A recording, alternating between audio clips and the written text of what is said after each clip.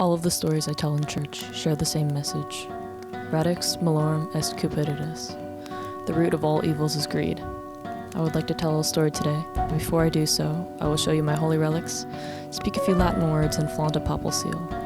See this bone here.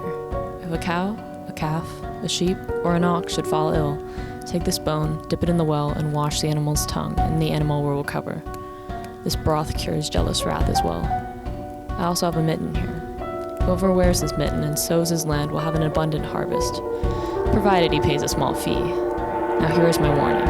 If anyone here is so guilty of sin that he dare not make a confession, and he refuses to make an offering, then he shall have no power or grace. But for those of you who commit small sins here and there, if you make an offering in God's name, I can absolve you of your sins. With this trick, I have built my riches, and thus I preach against the very vice I make my living out of: avarice.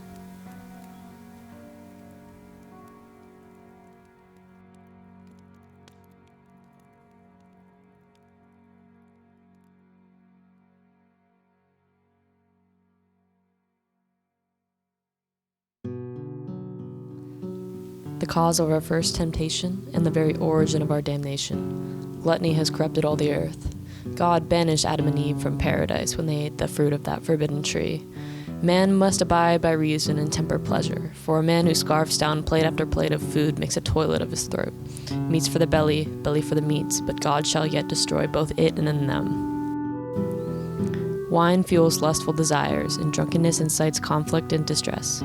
O drunkards with their disfigured faces, foul breath, and revolting touch, human judgment and articulation is lost to a drink that can keep no secrets.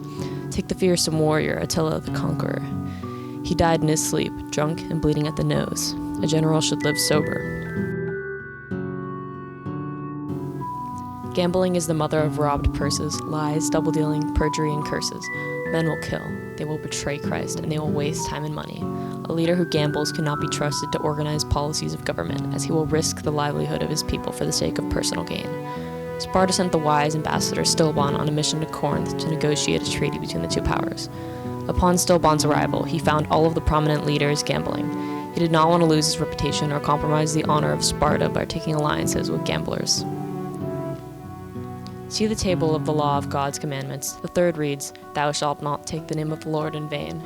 Swearing comes before murder in God's eyes, so for the love of Jesus Christ, abandon curses of any kind.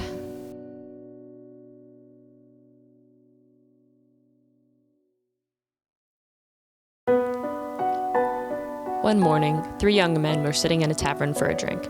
As they sat, they saw a man carry a dead body through the streets, headed for the graveyard. A young waiter responded that an old man was sitting drunk in a chair last night when he was speared through the heart by a thief that people call Death. In the last year, Death had killed many men, women, and children at a large village a mile away, so the 3 rogues swore to capture and slay Death. On their way to this village, they came across a very poor old man who greeted them pleasantly. The proudest of the 3 men exclaimed, "Old fool, why live so long? Isn't it time for you to die already?" The old man looked him in the eye. He said that he could not find someone willing to trade their youth for his old age. Not even Death would take his life. One of the rogues pressed the old man. Certainly the old man would know where Death is. Now the man told the 3 hooligans to head for the large oak tree in the distance, where he had seen Death earlier that day.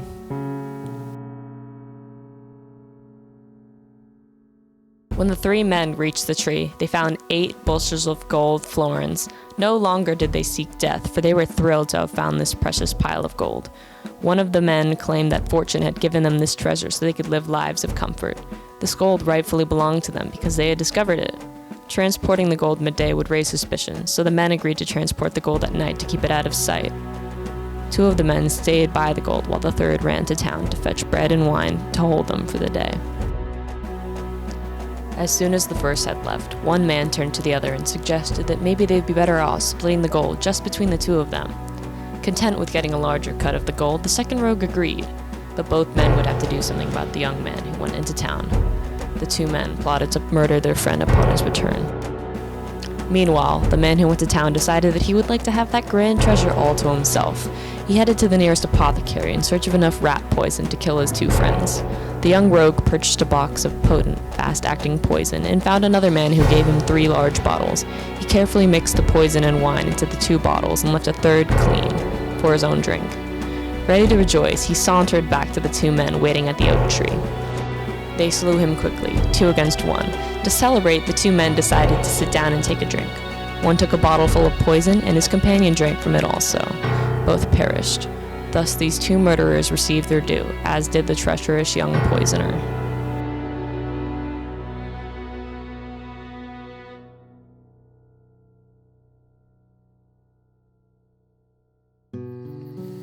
Murder, excess, cursing, gluttony, and gambling, those wicked sins. May God keep you from the sin of greed. My holy pardon can free you from all of these sins, provided that you make an offering of jewelry or gold.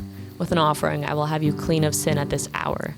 Ah, the host of this tavern should have a go first, as he runs this house of sin. Come on, unbuckle your purse. I would rather go to hell than open my wallet for scum like you. The tavern erupted with laughter. The knight said, No more, I think we've all had enough. Host and partner, I think it's time for you gentlemen to kiss and make up. They made amends, and we continued on our way to Canterbury.